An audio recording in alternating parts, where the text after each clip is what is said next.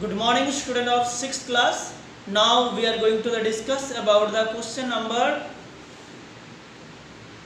the portion, the theory of the chapter 4, the basic geometrical ideas of chapter 4. Some theories we will discuss today. Okay, students. In the previous class 4.2 was completed theories and the exercise, and then now we are going to discuss about the angles of next exercise 4.3 according to the based on 4.3 of these theories जो मैं अभी समझाने जा रहा हूँ, ये सारे theories 4.3 के बेसिस में है. So students, now we are going to discuss about the angles. What is angles? Angles किसको कहते हैं? First term, angles. An angle is made up of two rays starting from a common initial point. Okay students? So angles क्या होता है? Angles ऐसा चीज है जो फॉर्म होता है एक कॉमन इनिशियल पॉइंट से टू रेज की माध्यम से. देखो ये जो रे है, रे एक इनिशियल पॉइंट से स्टार्ट हुआ, ये भी रे एक इनिशियल पॉइंट से स्टार्ट हुआ. और एक चीज ध्यान रखना है, angles are made when corners are form. देखो कॉर्नर किसको कहते हैं? ये है कॉर्नर, ये है कॉर्नर. रूम की कॉर्नर कौन सी है? ये है रूम की कौन सी कॉर्नर. तो जहां पर कॉर्नर है वही एंगल्स फॉर्म होता है. ओके स्टूडेंट्स, एंड देन तो एंगल्स की डेफिनेशन क्या हो गया? Angles is made up of two rays starting from a common initial points. Common initial points are called vertex. Okay students, देखो कॉमन इनिशियल पॉइंट ये दोनों का ही इनिशियल पॉइंट है, एक ही पॉइंट से दो रे निकल गया. ओके, तो ये हो गया कॉमन इनिशियल पॉइंट दोनों का. अंडरस्टैंड? एंड देन तो ये कॉमन इनिशियल पॉइंट को क्या बोलते हैं? वर्टेक्स. वर्टेक्स बोलते हैं. क्या बोलते हैं? वर्टेक्स. एंड देन ये जो टू रेज है, इस टू रेज को क्या बोलते हैं? इस एंगल का आर्म बोलते हैं, आर्म, और साइड भी बोलते हैं. ये जो एंगल बनी है, ये एंगल का ये जो दो रे है, ये दो रे को क्या बोलते हैं? आर्म्स और साइड्स. ओके, दोनों में से कोई भी एक बोल सकते हो. आर्म्स भी बोलते हैं और साइड भी बोलते हैं. Okay, actually two are rays. Okay students, and then now we are going to discuss about the angles formed. How to form the angle, how to write the angle like this. If provided this type of angles, how can you write the name of those angles? So students, how to write? इस angle को आप ऐसे लिख सकते हो. देखो angle को आप, मैं डिफरेंट चीज को आपके पास मैं बता रहा हूं. जैसे फर्स्ट हम एंगल को बताऊंगा इसी पिक्चर में. एंगल क्या है? एंगल की सिंबल लगाना. सिंबल लगाने के बाद में ए ओ बी, तो लिखना है ए ओ बी. ओके स्टूडेंट, एक चीज आपको ध्यान रखना है, ओ मिडिल में क्यों आया? क्योंकि ओ में एंगल बनी हुई है. Okay, O is the common vertex of those, so angle made by O. Understand? By two arms of the angles. And then अभी हम वर्टेक्स बताएंगे. वर्टेक्स क्या है इसमें? वर्टेक्स क्या है? O. O is the vertex of these angles AOB, and then sides or arms. Arms क्या क्या है? OA and OB.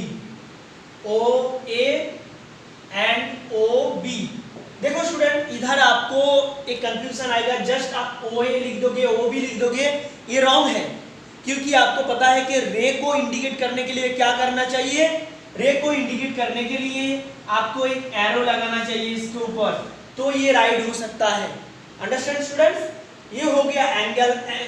In this angles the name of the angle AOB and vertex, name of vertex O and name of arms are OA and OB. Understands? And then next जो एक picture है, इस picture में भी आपको समझाऊंगा कि angle को कैसे डिनोट किया जाता है इसमें सेम टू सेम स्टूडेंट्स। देखो P, अगर आप एंगल को डिनोट करना चाहते हो,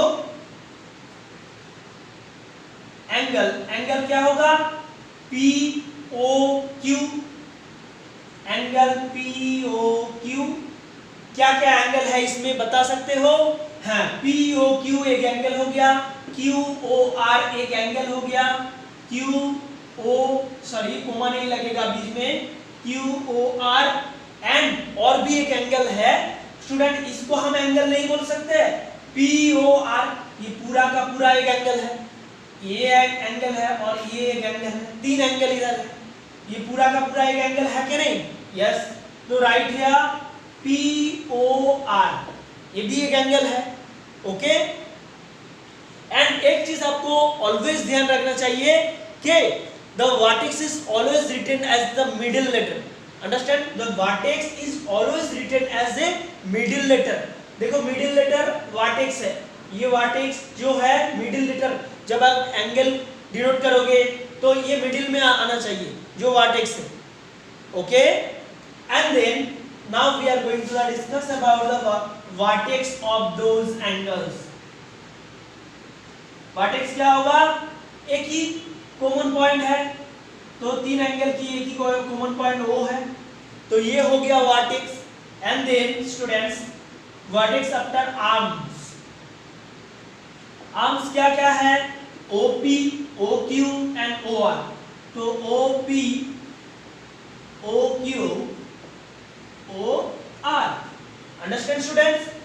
आप आई थिंक आपके टोटल जो कंसेप्ट है क्लियर हो चुका है एंगल्स के बारे में। और एक बार बता देता हूं, angles, an angle is made up of two rays starting from a common initial points. Okay, देखो दो rays starting from a common initial points called vertex, और टू रेज को क्या बोलते हैं? आर्म्स, और आर्म्स ऑफ द एंगल्स और side of the angles. Okay, and then how to write the name of those angles, you know about this. Okay student, now we are going to discuss about the next portion. Okay, so एक different topic है जो आपको बताने वाला हूं अभी।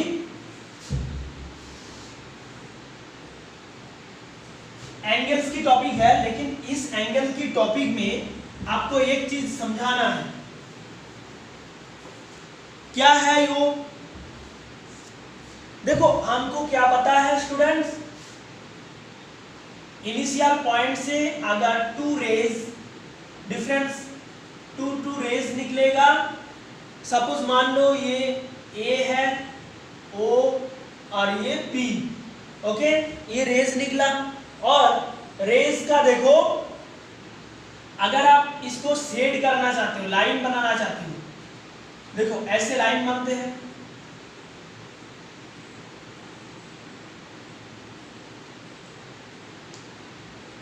Okay, ऐसे line बनते हैं। And then same to same आप इसी लाइन से ऐसे कॉर्नर वगैरह ऐसे लाइन खींचो,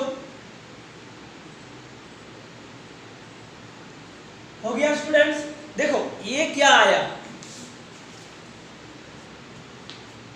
मतलब OA से जितना लाइन खींचा, OB से जितना लाइन खींचा, एक शेड बन गया, और एक शेड में टोटल एक रीजन बन गया। ओके स्टूडेंट्स, तो ये जो रीजन बना अभी इधर से इधर तक, इसको क्या बोलते हैं? इंटीरियर। क्या बोलते हैं? द इंटीरियर शेडिंग पोर्शन को is called the interior of the angle. Interior, देखो इस एंगल का क्या बोलते हैं? Interior of angle AOB। AOB का इंटीरियर पार्ट कौन सी है? ये। ओके स्टूडेंट्स, तो ये हो गया आपके थ्योरी में से और एक चीज जो आपको बता दिया। सो स्टूडेंट्स 4.3 आपको करना है, ये छोटा सा ही थ्योरी था जो आपको बता दिया कि एंगल को डिनोट कैसे करते हैं, एंगल का इंटीरियर देखना है तो कैसे देखना है, एंगल की इंटीरियर देखना है तो दो साइड में आप लाइन खींचो, लाइन खींच के जो रीजन आता है दो साइड से, तो वो हो गया interior of angles. By the way student देखो, आपको ऐसे भी माइंड में आता है कि अगर इतना ही सही इंटीरियर पार्ट हो सकता है, नो, इंटीरियर पार्ट वेरी करता है इसके ऊपर, ये जितना भी बड़ा होगा इंटीरियर पार्ट भी इतना भी बड़ा होगा, ओके, और ये जितना छोटा होगा इंटीरियर पार्ट भी छोटा होगा, ये बढ़ते ही जाएगा तो इंटीरियर पार्ट भी बढ़ेगा, इंटीरियर पार्ट की जो रीजन है रीजन बढ़ जाएगा। ओके स्टूडेंट्स, ये हो गया आपके थियोरीज और 4.3 थियोरीज हो गया एंड 4.3 आपको खुद को करना है, जैसे मैं पिछले वाला आंसर प्रोवाइड किया, ये 4.3 आपको खुद को ट्राई करना है, ट्राई करने के बाद में मैं करवाऊंगा next day. Okay students, thank you.